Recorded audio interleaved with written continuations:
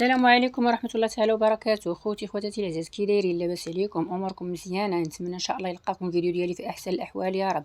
معكم قناه التاويل البسيطه مع خديجه. اليوم ان شاء الله غادي نشارك معكم واحد البريوش بحجم عائلي، تيجي زوين خفيف كي القطن، ومعاه قرص تا هما حلوين، نفس العجينه وبنفس المقادير.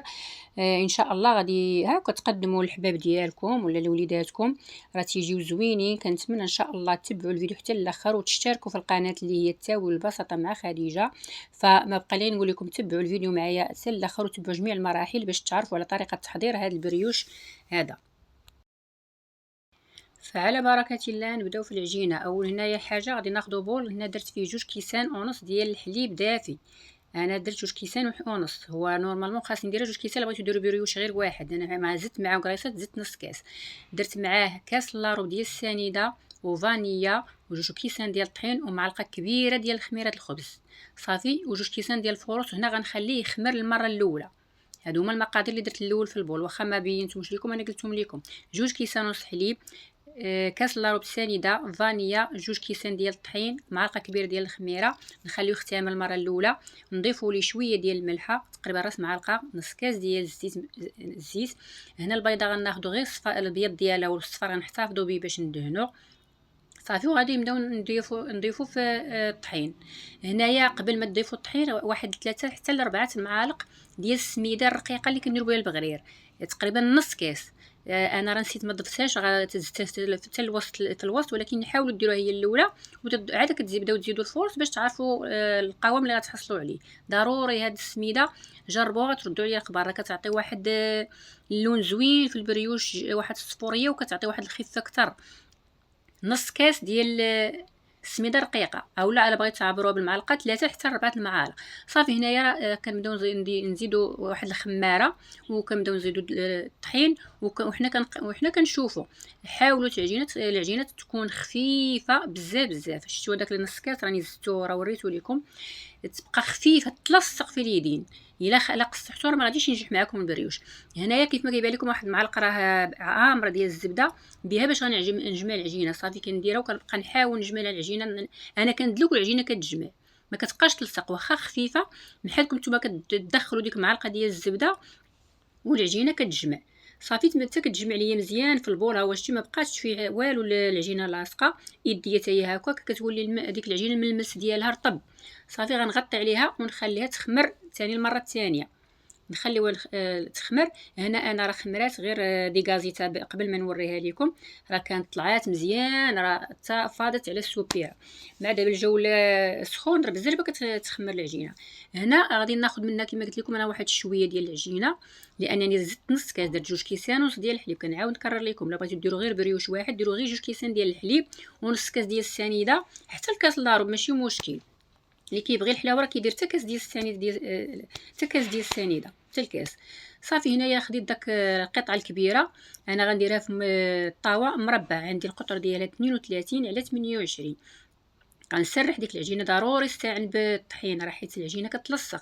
كندير الرش مره الرخامه وكنسرح بالمدلك وكنعبر في نفس الوقت. العجينه حاولوا ما تكونش غليظه بزاف.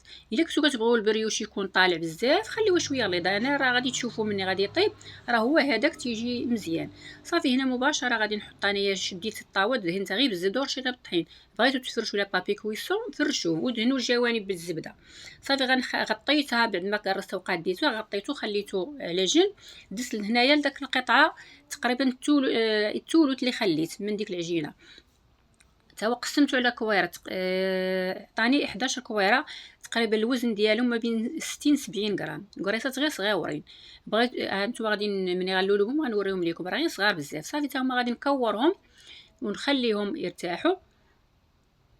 كما كيبان لكم راه بسهوله العجينه لينا ضروري رشوا مره رشوا الطحين، راه غتبقى تلصق لكم لانها راه مرخوفه. والسر كما قلت لكم الناجح باش يجي البريوش خفيف راه خاص العجينه تكون مرخوفه كتلصق لكم في اليدين، تكونوا تعجنوا فيها صافي. هنايا ها هي العجينه ديالنا بعد ما كملتها في التكوار.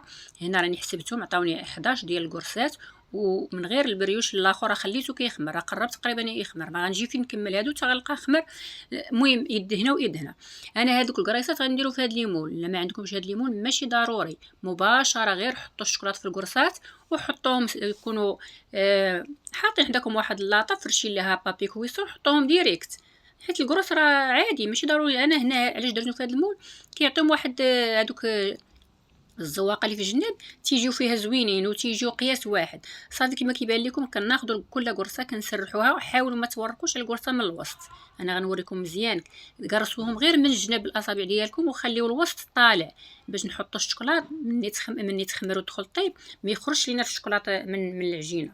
فهمتوا علاش خاصنا نخليو داك الوسط ديال العجينه ما نقرصوش ملي نحطوا الشوكولاط، نقرصو غير الجناب.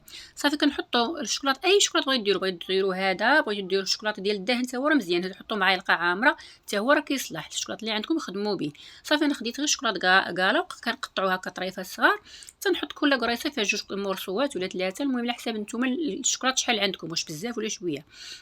صافي غادي نستمر بنفس الطريقه، تنقرص كل قريصه نحط فيها شويه ديال الطريفات ديال الشوكولاط ونحط فيها هاد الليمون اللي عندي حتى نكملهم.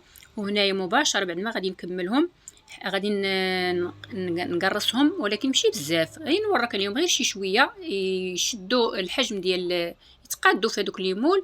هانتوما غادي كلشي غادي يبان لكم واضح. شي الكريسات ديالنا راه صغيورين، ولكن ملي غادي يطيبوا غادي يشدوا الحجم ديال هاد الليمون كاملين. صافي كي قلت لكم غادي نوريك عليهم غير شويه بالايد ديالي، ونخليهم حتى هما نغطيهم بواحد الزيف ونخليهم يخمروا على جنب. وهنا غادي نرجع للبريوش الكبير. ها هو تبارك الله كيفاش ولا خمر بالزربه، قلت لكم على الجو سخون بالزربه ومع الكوزينه كتكون سخونه. هنا غادي ندوز نزينو. انا غادي تزيين كيف ما بغيتو ديروا هاد الزين اللي درت انا، بغيتو ديروه على شكل مربعات، تمشيو بخطوط مربعات هكا ولا مستطيلات، المهم كيف ما بغيتو، غير بالاصابع ديالكم. حاولوا ديروا حفر هكايا بالاصابع ديالكم، حيت هذوك الحفر غادي نعمروهم بالكريمه ديال باتيسير. كريم باتيسير ما شاركتوش معاكم، انا راه ديجا طيبته، درت فيه غير كاس ديال الحليب ومعلقه ديال السنيده ومعلقه ديال الكريم باتيسير وصاشي ديال الفاني، ودرته على البوطه حتى غلا وطفيت عليه. صافي هو اللي غادي نعمر به هاد الحفيرات اللي كيبانوا لكم غير بالاصابع ديالنا. هو راه شتي مع خامر هادوك الاصابع بحال كنديروا نكونوا منهم حفيرات. صافي هنايا غادي ناخذ الكريم باتيسير، درتو في البلاستيك ديال ديروا في اي بلاستيك، بلاستيك عاديه، وديروه واحد الثقبه وعمروا. شفتوا كيف ما كيبان لكم. غادي نعمر هذوك الحفيرات، راه تيكون شويه باقي سائل ماشي قاسح. صافي غنعمر كل هذوك الحفيرات اللي درت انا بالاصبع ديالي. وهنايا مباشره راني كنت شاعلت الفران سخن، فران الضوء ولا فران الغاز، باش غادي غير نكملوا في التزيين ديالو ندهنوا بالبيض وغندخلوا للفران. هنا خديت الصفه البيضاء اللي كنت خليت من العجينه، درت لها شويه ديال الحليب، شويه ديال القهوه سريعه الذوبان، ضربتهم هما باش دهنت البريوش وغادي ورشاط ليا باش غادي ندهن حتى الكروس الاخرين. صافي هنا مباشره غادي ندهنو وندخلو، ما نخليوش يخمر مره ثانيه. صافي لانه خامر لينا البريوش. علاش قلت لكم راني مشى على الفران. شتا كريم باتيسير جات في دوك الحفيرات وهذوك دهنتو بالصفار البيض، دخلته الفران. صافي هذاك البريوش داخل الفران. هنايا الكروس تا هما دزت نزينهم، هما يخمروا لنا حتى هما بالزربه. معلقه ديال الخميره صافي، وديك الخماره معلقه مازال ما حاول ما تعمروهاش، ما تكونش مقبه. ملي كيجيو يسخن الجو ما تبقاوش عمروا المعلقه بزاف. صافي هادو حتى هما غادي ندهنهم بصفار البيض اللي مخلط مع الحليب. هادو غادي نزينهم انا هنا لكم الاختيار. بغيتو مثلا تزينوهم تخليهم هكا تيطيبوا حتى يخرجوا، دهنوهم بالناباج اولا الكونفيتير وترشوا عليهم لوز ايفيلي ولا كاوكاو مهرمش محمرين. انا هنايا درت ليهم شويه ديال الزنجلان الابيض والبافو. علاش؟ لان البريوش الكبير هو اللي غادي نزينو بالناباج. المهم بلا ما نسبقوا المراحل غتشوفوني كيفاش غنزينو. صافي هنا عندي درت لهم خليط ما بين الزنجلان الابيض والبافو، عندي ديما تناخذهم تنحطهم. وهاد القريعه ديال الثومه كينفعوا بزاف، ديروا فيهم هكا البافو كيجيو زوينين في الرشان. كنغسلها كنحتفظ بها كندير فيهم هكايا الزرارع تنرش بهم تيجيو زوينين ساهلين تيسهلوا علينا الخدمه. صافي هنا هادو تمايا غادي كيف غادي نجبد البريوش بعد ما غادي يطيب غندخلهم، لانهم كيما كيبان لكم حتى هما راهم خامرين. وهنا البريوش ديالنا بعد ما طاب ها هو كيف ما كيبان لكم. صافي كيجي هكايا محمر مذهب زوين. كريم باتيسير كتجي في دوك الحفيرات حتى هي زوينه وكتعطي واحد المذاق زوين. شوفي شحال تيجي خفيف. غتيجي زمان الصراحه. الا مشيتو الا جربتوه بنفس الطريقه وبنفس كما قلت لكم، والعجينه تكون خفيفه بزاف بزاف، راه اللي غتجمعها لكم هي ديك المعلقه ديال الزبده. صافي هنا مباشره غادي ندوز نحيدو من المول، من لاطا اللي درتو فيها، اللي قلت لكم القياس ديالها انا هذه 32 على 28. تبارك الله جا واحد البريوش كبير بزاف بزاف، حجم عائلي. صافي هنا غادي نحيدوها في واحد البلاطو، مباشره ما لصق ما والو، غير دهنت اللاطه بالزبده ورشيتها بشويه الطحين، تحيد بسهوله. بغيتو تفرشوا بابي كويسون حتى هو راه غادي تحيد لكم بسهوله، ولكن الجوانب حاولوا ديروا لهم شويه الزبده. هنا غنرجع نقلبوا الوجه ديالو، صافي نرجعوا البلاطو. هنا غندوز نزينو. هنا عندي الناباج. الا كان عندكم في الثلاجه شويه قاصح، حاولوا تاخذوا القياس اللي غادي يقدكم، سخنوا في واحد الكاسرونه يكون تيخفاف تيتطلق. كان جاري صافي دهنوا به مباشره، حيت الا كان قاصح من غتبداو دهنوا غادي يبدا يخسر لكم في هذوك في البريوش ديالكم. صافي هنا كما كيبان لكم انا تعمدت نوريكم كيفاش داير، لانني سخنته. خديت واحد السوبيره فيها الماء طايب وحطيت فيها هاد السوبيره، كاسرونه درت فيها الماء طايب وحطيت فيها السوبيره تخفاف. صافي هنا كنرش في دوك فوق البريوش وكندهن في نفس الوقت. هنايا انا عندي اللوز ايفيلي، ديجا عندي في السوبيره كان شايط ليا محمر، صافي هو اللي غادي نزين به. بغيتو تزينوا بتزيين كيما كنقول لكم انا في جميع الفيديو ديالي، كل واحد وكيزين بالذوق ديالو واللي عندك في دارك. ماشي انا درت لوز ايفيلي تمشي تشري لوز ايفيلي ومثلا عندك كاوكاو مهرمش في الدار، لا اختي، بغيتي اللي عندك بغيتي تزيني بيه زيني بيه. ما عندكش ناباج دهني بالكونفيتير، دهني بالعسل، كلشي زوين. صافي هنايا انا عندي اللوز كما قلت لكم دهنت به، صافي زينت هاد البريوش. تبارك الله راه جا واحد البريوش كيجي زوين. والكريمه الكريمه تقدروا تعوضوها بهاد الكريم باتيسير، تقدروا تعمروها بالكونفيتير اولا بالشوكولاته ديال الدهن، الشوكولاته سائله اللي تكون في السطيله. هادو الحفيرات اللي درت فيهم الكريم باتيسير ديروا فيهم كما قلت لكم كونفيتير ولا الشوكولاته. صافي هنايا الكروس تا هما طابو، شوف تبارك الله كيفاش كيجيو مفشفشين ورطبين ومهوين كما كتبرك عليهم، كيطلعوا بحال البونج. صافي كيديمولاو بسهوله، لانني ديجا هاد المولات تمر دهنتهم مزيان بالزبده ورشيتهم بالطحين. بالاخص دوك الحفيرات ديالهم اللي في الجناب حاولوا دهنوهم بزاف باش ما تشدش لكم فيهم العجينه. صافي انا كنوريكم كيفاش كيتحايدوا. حتى الا شدات لكم شي حبه غير بالموس ندفعوا العجينه راه كتخرج، حيت لانهم غير الى الصفر غيلصقوا غير من الجوانب الا ما كنتوش وصلتوا لهم الزبده. صافي هما تحيدوا لي انا بسهوله. انا غنوريكم هذه على الشاده، راه انا كان شويه ديال الشوكولاط خرج من الجنب، هو اللي لصق ما بيننا وما بين المول، هو هذا. صافي هادو انا غادي نخليهم بحال هكا، ما غنزينهم لان ديجا راني زينته بالجنجلان والبافو وفيهم الشوكولاط من الوسط. انا كنوريكم كيفاش تبارك الله كيجيو خفاف وزوينين، وحتى المذاق ديالهم تيجي رائع. صافي هنا بقى لي غير نقول لكم غندوزو للشكل النهائي ديال البريوش ديالنا. تبارك الله الا كان جاي عندك ضيف غير وجدي راه وحطي لي بوجهك حمر، تبارك الله ديال تحميره الوجه. نقول لي بريوش ديالنا تبارك الله كبير وخفيف ومقطن، وحتى الكروس حتى هما جاو رائعين. هنا غادي ندوز نقطع معكم واحد الطرف باش تشوفوا حتى الداخل ديالو كيفاش كيجي مهوي وخفيف بكثرة ما عجبني. انا كنبقى نوريكم ونعاود وريتكم في باقين في الكوزينه، وعاود ثاني كنوريكم هنا كيفاش كيجيو. راه ما تيجيو ما معجنين ما والو، خفاف وزوينين والله الا ما كيبقاوش لينا. انا نهار كندير لي بيروش كيتكالوا ليا في نهارهم.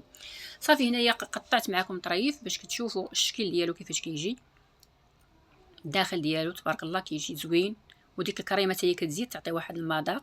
كما قلت لكم تقدروا تعوضوها بالكونفيتير ولا بالشوكولاط، الشوكولاط يجي زوين. انا ما درتش الشوكولاط لانني راه حاطه واحد البريش تا هو بالشوكولاط تا هو جا زوين. الا رجعتوا للقناه راه يلا حاطه غير مؤخرا غادي تلقاوه تا هو غادي يجي غيعجبكم. درتو بحال في مول دائري هذاك ديال الشوكولاط. تبارك الله اللوين تا هو ذهبي. والفران اي فران طيبتو ديال الغاز ديال الضوء طياب واحد كتحطوه الفوق على العافيه تكون تحت منه حتى كيطلع مزيان وبدا يتحمر، عاد كتهبطوا لتحت غير كيشد داك اللون الذهبي صافي وطفيو عليه. صافي هنايا غادي ندوز نقطع معكم حتى الكروس تا ما تشوفوا الداخل ديالهم كيفاش كيجي الشوكولاط فيهم من الداخل. ها هما الكروس ديالنا جاو خفاف مفشفشين وفيهم داك الشوكولاط من الداخل. كما قلت لكم بغيتو ديروا حتى الشوكولاط ديال الدهن اللي كندهنوا به الخبز تا هو راه كيجي يديروا واحد المعلقه صغيره في الوسط وجمعوا عليها القرصه. صافي هنايا سال الفيديو ديالنا، ما بقى لي غير نقول لكم حاولوا تجربوا الوصفه وتشتركوا في القناه ديالي، ديروا لي واحد لايك وابوني، وهذا فضلا منكم وليس امرا، باش انا تفعلي القناه ديالي ان شاء الله بالفضل ديالكم. وحاولوا تجربوا الوصفه وتردوا عليا الخبر. ما بقى لي غير نقول لكم بالسلامه عليكم، الى وصفه جديده وفيديو جديد ان شاء الله، وعواشركم مبروكه.